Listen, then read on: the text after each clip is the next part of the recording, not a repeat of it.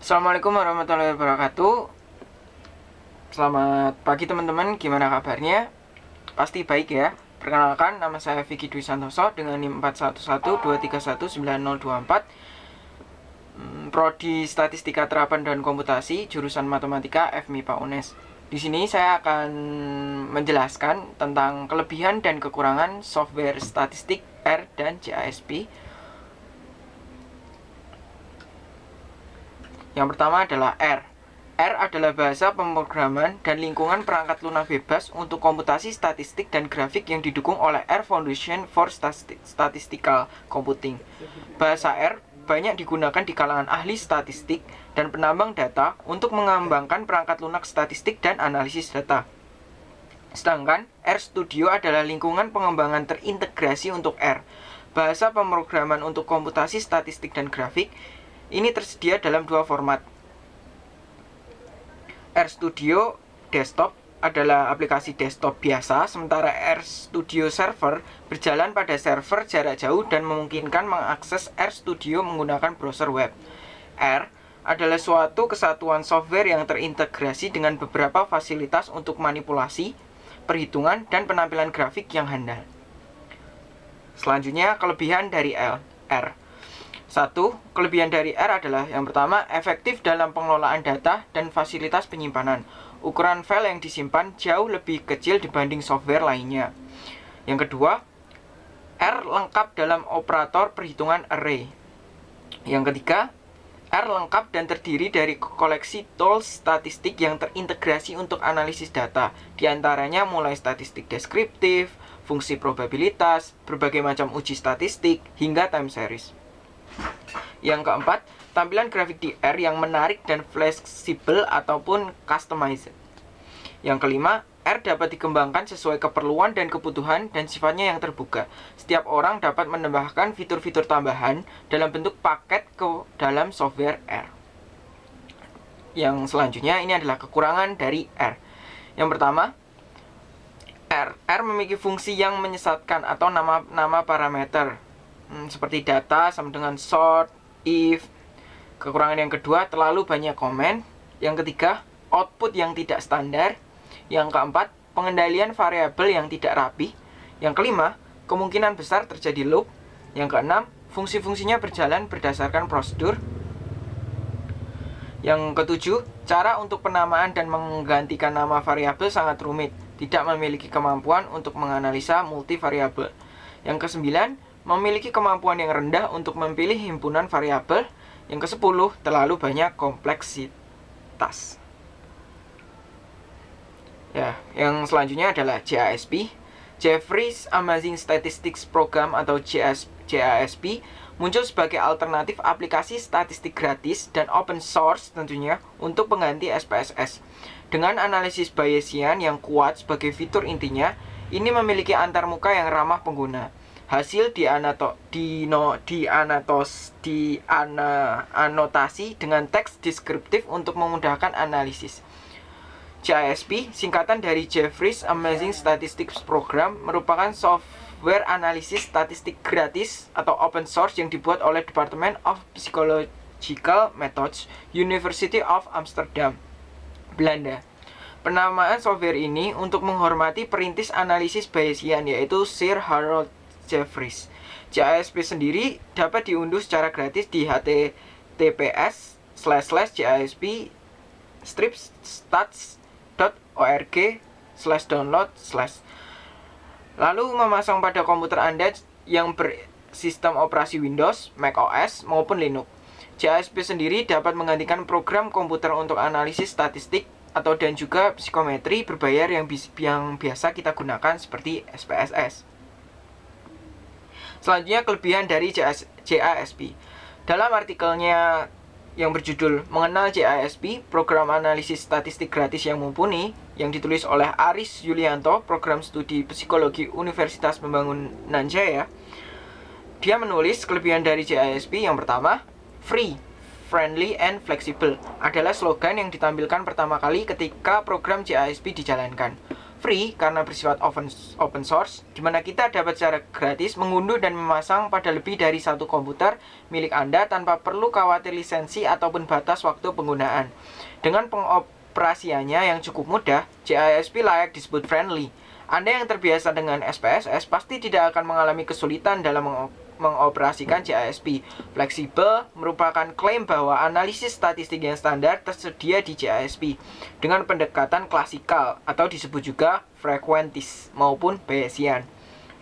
Kelebihan yang kedua, JISP dapat dipasang di beragam sistem operasi komputer, yaitu Windows, macOS, dan Linux. Artinya, sebagian besar komputer mampu menjalankan JISP. Selain dipasang di komputer, JISP juga dapat diakses secara daring menggunakan peramban internet melalui pihak ketiga, yaitu Rollup, dengan mendaftarkan akun terlebih dahulu. Catatan, JISP via Rollup bukanlah versi yang terbaru, atau pada September 2019, Rollup menggunakan JISP versi 0.9.0.1, serta perlu membayar keanggotaan apabila ingin menggunakan fitur lanjutan. Kelebihan JISP yang ketiga, pembuat JISP menjanjikan pembaruan paling lama setiap 3 bulan. Artinya kita dapat mengharapkan kehadiran fitur baru di JISP setiap 3 bulan. Bila JISP versi 0.11.0 dirilis bulan September 2019, maka paling lambat akhir tahun 2019 akan dirilis versi terbaru dengan tambahan fitur. Sebenarnya, para pengguna dapat memberi masukan fitur baru, apa saja yang perlu ada di JISP versi berikutnya. Sayangnya JISP saat ini belum ada fitur auto update, sehingga kita harus rajin-rajin mengunjungi situs JISP untuk mengetahui apakah sudah ada versi yang lebih baru. Kelebihan yang keempat, data dan keluaran hasil analisis JISP berada di satu file yang sama. Tidak seperti SPSS yang filenya disimpan terpisah antara data dengan keluaran hasil, pada JISP hal ini akan memudahkan ketika kita perlu melakukan analisis ulang. Misalnya ingin menambahkan analisis baru dari analisis yang sudah dilakukan. Sebaliknya, hal ini tidak memungkinkan dilakukan oleh SPSS. Kelebihan yang kelima, karena dibuat oleh para ahli di bidang psikologi, maka JISP mengakomodir fitur-fitur yang menjadi persyaratan dalam panduan penulisan APA. Misalnya saja bentuk atau format tabel. Tabel keluaran dari JISP sudah sesuai dengan format tabel menurut APA, serta dengan mudah dapat kita salin ke MS Word tanpa perlu melakukan banyak penyesuaian. Bandingan dengan tabel keluaran SPSS yang tidak sesuai dengan format tabel APA, di mana kita perlu waktu untuk mengubah tabel tersebut. Kelebihan yang keenam, selain format tabel sesuai dengan APA, JISP juga menyertakan pilihan efek size untuk setiap analisis statistik. Seperti kita ketahui, APA mensyaratkan mencantumkan efek size dalam setiap artikel yang dipublikasikan. Pada t-test misalnya, JISP menyediakan pilihan Cohen's D dan pada ANOVA memiliki eta kuadrat. Pada SPSS tidak semua analisis disertai pilihan efek size, bahkan terkadang kita harus menghitung sendiri. Kelebihan yang ketujuh, uji asumsi di setiap analisis statistik menjadi keunggulan lain bagi JISP dibandingkan SPSS. Setiap analisis pada program JISP diberikan pilihan uji asumsi. Misalnya, ketika memilih independent sample t-test akan diberi pilihan normality untuk uji normalitas dan equality of variance untuk homogenitas variance. Sedangkan uji asumsi di SPSS cukup repot dilakukan karena misalnya, uji normalitas tidak tersedia di menu Independent Sample t-test, melainkan harus menggunakan menu Explore pada deskriptif statistik untuk pilihan Normality Plot with Test. Yang ke-8, selain uji asumsi statistik non-parametrik, juga langsung diberikan sebagai pilihan ketika memilih sesuatu analisis di JISP.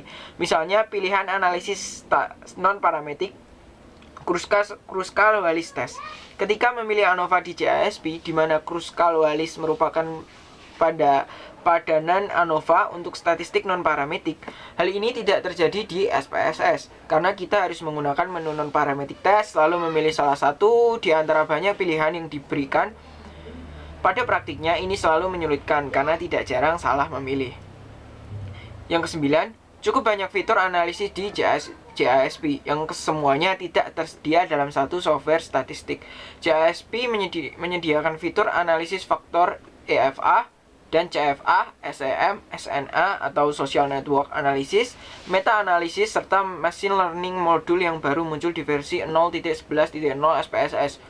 Misalnya, hanya mampu melakukan analisis faktor EFA, sedangkan untuk CFA dan SEM harus menggunakan AMOS. Belum lagi analisis dengan pendekatan Bayesian yang pada software statistik lainnya dipisah dengan pendekatan klasikal. Di versi JASP berikutnya tidak tertutup kemungkinan ditambahkan fitur-fitur analisis yang lebih advance.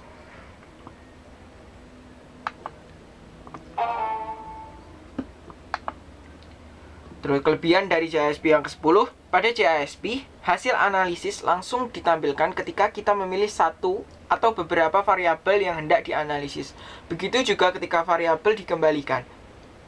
Hasil analisis yang langsung terupdate berbeda dengan SPSS, di mana hasil keluaran yang tidak bisa berubah otomatis setiap kita melakukan perubahan pada variabel, sehingga kalau kita mau mengubah variabel yang dianalisis, kita harus mengulang prosesnya. Yang ke-11, selain menu dan fitur analisis statistik yang cukup banyak, kelebihan JASP adalah sangat membantu bagi orang yang ingin belajar statistik dengan langsung mencoba analisis dan interpretasi hasil. Di setiap analisis, disediakan menu bantuan dengan mengklik huruf I di lingkaran biru, atau Show Info for Analysis. JASP kemudian akan menampilkan jendela JASP Help yang berisi keterangan dan penjelasan dari setiap fitur dan pilihan yang ada dalam menu analisis tersebut. Pada bagian-bagian tertentu, diberikan petunjuk bagaimana melakukan interpretasi disertai daftar referensi pendukung. Hal ini tentunya memudahkan bagi kita yang belum terlalu paham dengan statistik, namun ingin mempelajarinya. SPSS sebenarnya juga menyediakan menu bantuan, tapi seringkali tidak terlalu banyak membantu. Ya, udah ya kelebihan dari JASP. Selanjutnya kita lanjut ke kekurangan dari JASP. Yang pertama, kekurangannya adalah JASP versi terbaru untuk sistem operasi Windows nampaknya hanya dapat dijalankan dengan Windows 10. Berdasarkan pengalaman dengan mahasiswa, komputer dengan sistem operasi Windows 8 tidak dapat dipasang JASP versi 0.9.2 dan di atasnya. Solusinya, Anda mengunduh dan memasang versi sebelumnya. Bila demikian, Anda masih dapat menjalankan JASP versi via Rollup, meskipun JASP versi terbaru dan fiturnya terbatas. Yang kedua, JASP tidak memiliki fitur pembuat data baru, mengedit, atau mengubah data. Artinya, Anda terlebih dahulu harus membuat data dengan program lain, misalnya Microsoft Excel.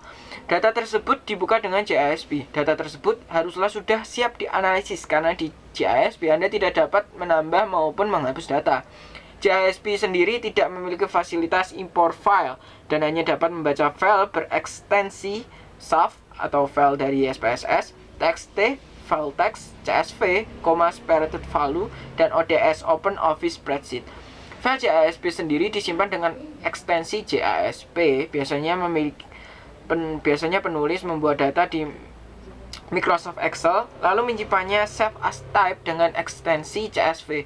Dalam ini SPSS memiliki keunggulan karena kita dengan mudah membuat data, mengedit, termasuk menambah maupun menghapus. Di SPSS juga memiliki fasilitas import file yang dapat membaca berbagai format dan tipe file. Yang ketiga, JASP tidak memiliki menu maupun fitur pembuat bermacam-macam grafik dan plot seperti SPSS. JASP hanya menampilkan tabel, histogram, dan plot sederhana. Hanya pada analisis tertentu, kita tidak dapat mengubah detail dari histogram dan plot yang dihasilkan oleh JASP. Berbeda dengan SPSS yang mampu mengeluarkan berbagai grafik seperti diagram, lingkaran, dan diagram batang. Bahkan kita dapat mengganti warna grafik ataupun plot pada SPSS. Ya, sekian dulu video saya tentang kelebihan dan kekurangan R dan JASP. Terima kasih atas perhatiannya teman-teman. Berikut sumber dari bahasan saya tadi. Terima kasih dan sampai jumpa di video selanjutnya.